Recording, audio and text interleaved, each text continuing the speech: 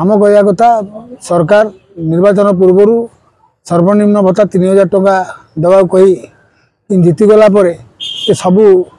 MLA मैंने मिसिकी निजर भत्ता वृद्धि करने 2,75,000 टका प्रस्ताव कर सारे 1000 टका अर्थात दिन को 33 टका।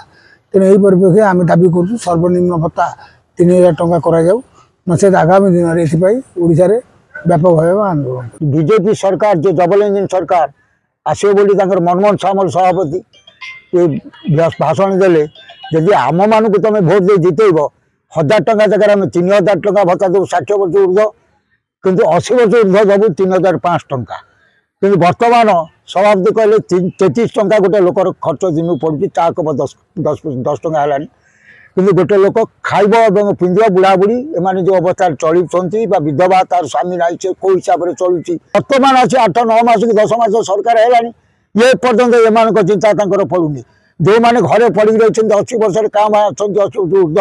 से घरे टंका दिया काल से मरवे 3000 टंका सर्वनिम्न भत्ता दिंतु विधवा मान वृद्ध मान को देले समस्त भल चलिए जदि न दिखती आगामी दिन में आम राजा रास्ता गोलेबू घोषणा करथिले जे सरकार गठन होला परे आमे 3005 टंका दबो 80 वर्ष ऊर्ध लोक को 3000 दो समस्त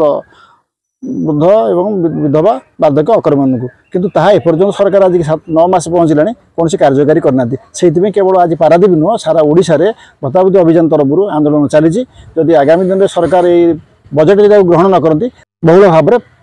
कर किए कौन जावाक तो से वृद्धि कर साधारण लोक चलिया 33 टका जहाँ सभापति कहले 33 टका चला संभव न चाह कपटा 10 टका हो गलानी।